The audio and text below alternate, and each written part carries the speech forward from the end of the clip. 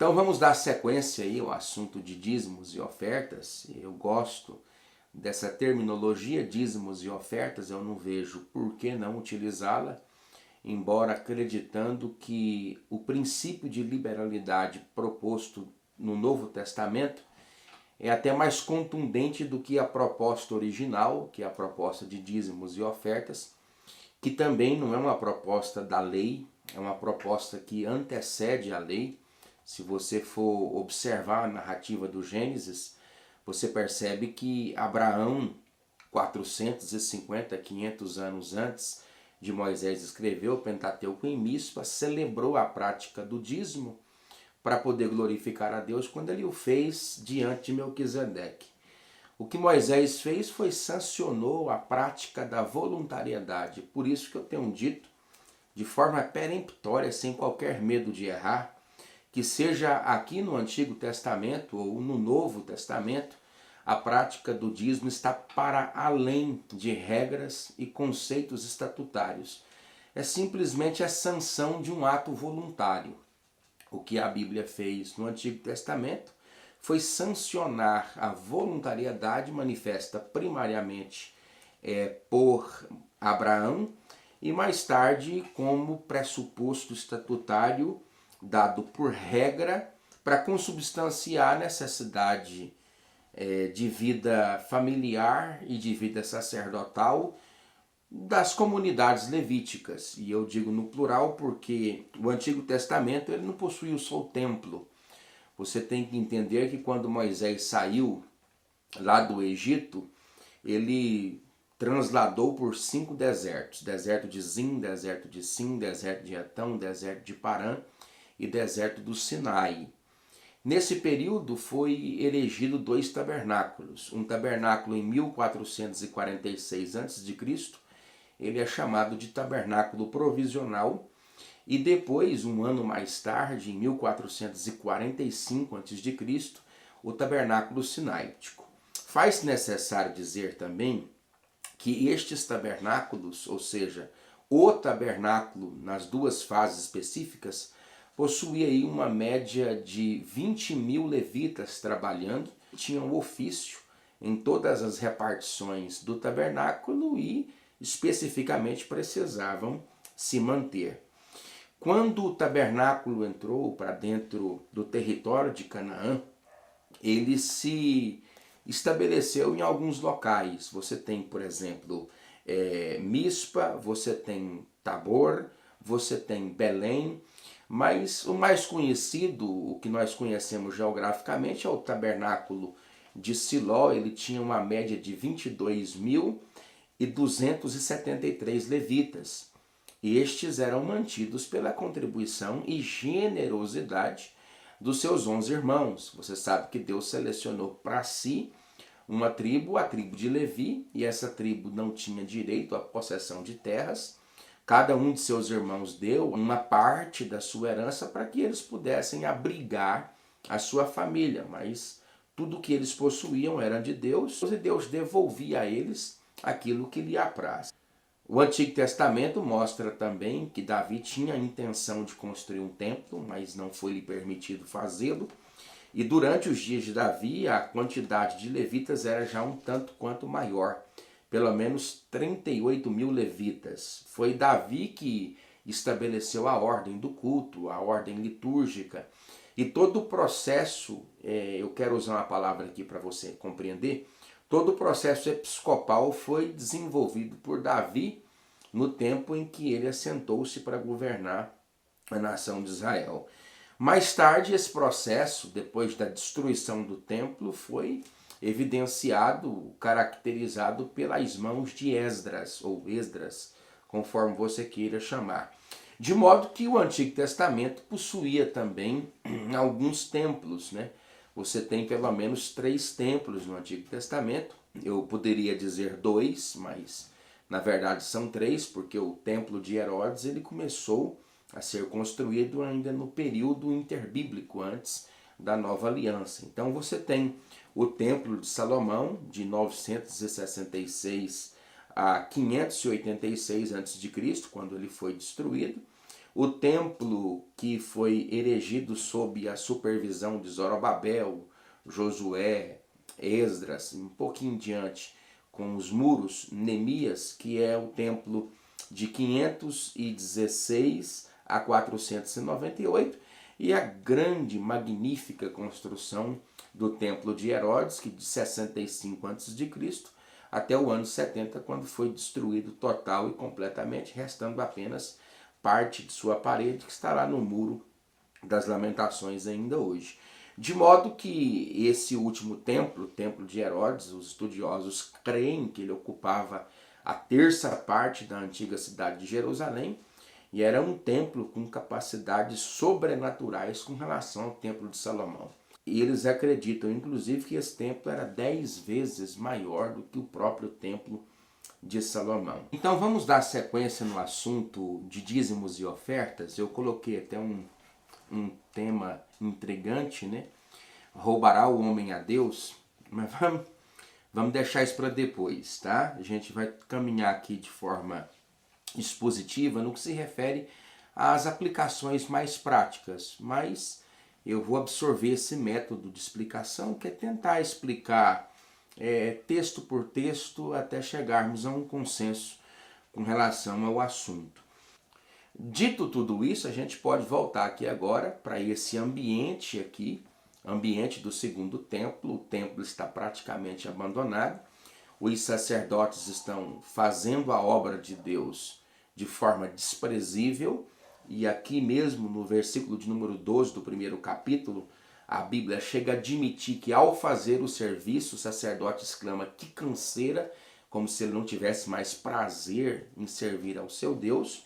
Mas parte do desprezo sacerdotal se dá exatamente por causa da falta da reciprocidade que deveria vir das tribos de Israel. Não havia oferta, não havia oferenda, não havia sacrifício, não havia o cumprimento legítimo do que Deus havia estabelecido.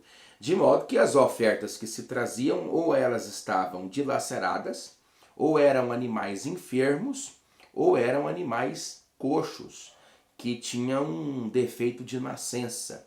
Aquilo que não servia para os filhos de Israel, eles apresentavam para Deus. Lembrando que os filhos de Israel subiam 3 vezes por ano a Jerusalém para fazer as suas oferendas. No primeiro mês eles subiam para comemorar a Páscoa, pães asmos e primícias. No terceiro mês eles subiam para comemorar o Pentecostes. E no 7º mês a festa das trombetas, o Yom Kippur, que é o dia da expiação, e a festa das cabanas ou dos tabernáculos. Era nesse período que se traziam esses animais. Então, o animal nascia na sua propriedade, na sua fazenda, no seu curral com defeito. Eles guardavam aqueles animais para que sejam mais tarde oferecidos ao Senhor. Com qualquer patologia, com qualquer enfermidade, com qualquer bicheira, eles guardavam o animal para que esse animal fosse oferecido ao Senhor. Já que não serve para mim, eu vou jogá-lo no altar, vai ser queimado. É quando o culto se torna rotineiro na vida de um indivíduo, né? E você pode pegar esse pano de fundo histórico e fazer uma aplicação clara e indubitavelmente nos dias atuais. Porque o que tem de gente com condições de dar ajuda significativa ao reino de Deus através da sua contribuição e não faz porque é avarento, porque tem condições de proporcionar a Deus o melhor, mas dá o pior. Tem competência, tem administração, tem equilíbrio, tem grana, tem recurso, mas não faz. Olha o que a Bíblia diz aqui, ó. Pois maldito seja o enganador, que tendo o animal sadio no seu rebanho, promete e oferece ao Senhor o defeituoso. Essa fala aqui é uma fala divina, não é uma fala nossa. Então eu posso muito bem pegar esse período aqui histórico e retratá-lo de forma aplicativa na igreja sem descumprir qualquer princípio hermenêutico. Existem dezenas e dezenas de irmãos e de irmãs que possuem condições de ajudar a obra de Deus, mas não fazem, ou seja, dão um extrato O resto, aquilo que não lhes servem, eles fazem. Aí alguém, mas é porque está no Antigo Testamento. Deixa eu te falar uma coisa. A lei da liberalidade neotestamentária é muito mais radical do que a lei do dízimo veterotestamentária. É muito mais impactante a espontânea proposta do Novo Testamento com relação à contribuição na igreja do que propriamente a lei de dízimos e de ofertas. Quando você pega essa sanção, que ela começa em Mispa, com Moisés, mas antes disso tem Abraão dizimando, tem Isaac dizimando, tem o voto de Jacó dizimando, e quando os patriarcas fizeram esse voto, não havia lei, não havia requisito, não havia cláusulas pétreas para poder fazê-los oferecer a Deus qualquer tipo de sacrifício. Tudo isso nasceu, sabe da onde? Da voluntária e espontânea manifestação do coração de alguém que o dinheiro não está aqui, ó, o dinheiro está no bolso. Porque quando o dinheiro está no coração, ele não sai. O dinheiro só sai do seu coração se ele estiver no seu bolso. O lugar do dinheiro, deixa eu dizer para você uma coisa aqui firme, o lugar do dinheiro é no bolso, não é no coração. No primeiro vídeo eu disse categoricamente que a oferta precisa sair do coração. Por quê? Porque precisa ser voluntária. Mas o dinheiro não pode ficar no coração. Eu gosto de uma frase de John Wesley, ele diz: quando o dinheiro cai no meu bolso, eu trato logo de gastá-lo, antes que ele desça para o meu coração. Sabe qual é o grande problema? O problema é que as pessoas não querem contribuir, as pessoas não querem ofertar, as pessoas não querem ser liberais, porque o dinheiro não está no bolso, está no coração. Quando o dinheiro está no coração, ele se torna Senhor. É por isso que a Bíblia diz lá em Mateus capítulo 6, versículo 21, que aonde está o meu tesouro, ali está o meu coração. Então onde é que está o teu dinheiro? No teu bolso ou no teu coração? Então não adianta a pessoa tentar explicar os motivos pelos quais ela não contribui. Ela não contribui porque o dinheiro está no lugar errado, está no coração e não no bolso. Quando o dinheiro está no bolso, a sua mão o manipula. Quando está no coração, ele te domina. É por isso que é impossível servir a Deus e a riqueza. A proposta de Jesus Cristo para o rico não era fazer com que ele ficasse pobre, era fazer com que ele fosse capaz de, tendo a oportunidade de desprezar o dinheiro por amor a Cristo, ele fazê-lo, mas ele não fez. Ele seguiria a Cristo com qualquer outra condição, menos com esta. O que isso ficou provado? Que o recurso estava dentro do seu coração, portanto, era senhor da sua vida. Lembra da proposta de Deus para Abraão? A proposta de Deus para Abraão era fazer com que ele colocasse diante do altar a provisão. Isaac é a provisão. Quando Deus pede para Abraão a Isaac, Deus não pede Isaac, Deus pede a provisão. Sempre quando Deus providencia qualquer coisa, para mim ou para você, nós temos o costume de abandonar a Deus por causa da provisão. A provisão se torna mais significativa do que propriamente o provedor. Então, entre provisão e provedor, Abraão escolheu o provedor, porque aquele que providenciou numa primeira oportunidade tem condições de fazê-lo depois. Então, todas as vezes que o dinheiro gritar no seu coração, em qualquer uma das demandas da sua existência, você está ouvindo a voz da provisão. Mas eu te convido hoje a ouvir a voz do provedor. Entre provisão e provedor, fique com o provedor, porque o que proveu ontem, provê hoje e provê amanhã. Então, a ideia veterotestamentária com relação às sanções de dízimos e ofertas é reportar a profunda voluntariedade daqueles que primeiro fizeram sem lei, sem regra, espontaneamente, da mais alta patente espontânea de um coração voluntário e doador.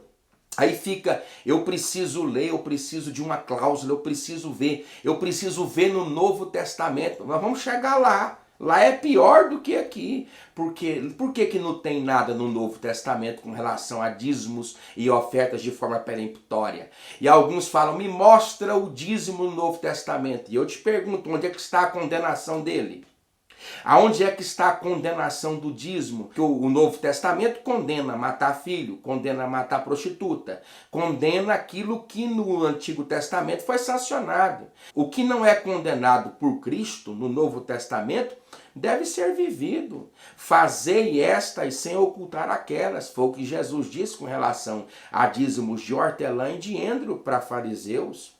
Então, com o tempo, nós vamos caminhar nesse assunto e provar para você de forma muito clara e expositiva de que a cláusula que rege ofertórios e voluntariedade do Novo Testamento é muito mais profunda e significativa do que propriamente no Antigo Testamento. Eu gosto de Champlin, que fala o seguinte: existem muitas coisas em Champlin que são questionáveis, mas ele diz algo lindo. Ele diz, se para consubstanciar a lei do Antigo Testamento, que é menor do que a lei da graça, Deus requereu 10%, quanto mais a responsabilidade que eu e você tem agora de patrocinarmos o reino de Deus com tudo que temos, com dinheiro, com vida, com ação, com generosidade e com espontânea vontade da nossa alma em servir ao Senhor. Nós vamos chegar no Malaquias capítulo 3, no próximo vídeo, e depois vamos para o Novo Testamento. Aí o negócio é mais voluntário, é mais do coração, porque lá não pede 10%, pede sua vida, lá não pede só um pouquinho do que você tem, lá pede você de corpo, de alma e de espírito. Nós vamos chegar lá, Deus vai dar vitória, vai dar graça para todos nós, no nome de Jesus. Comente aí alguma coisa, tá? Não precisa xingar, só comente aí alguma coisa. Você tem o direito de expressar alguma coisa, tá bom? Que Deus te abençoe no nome de Jesus.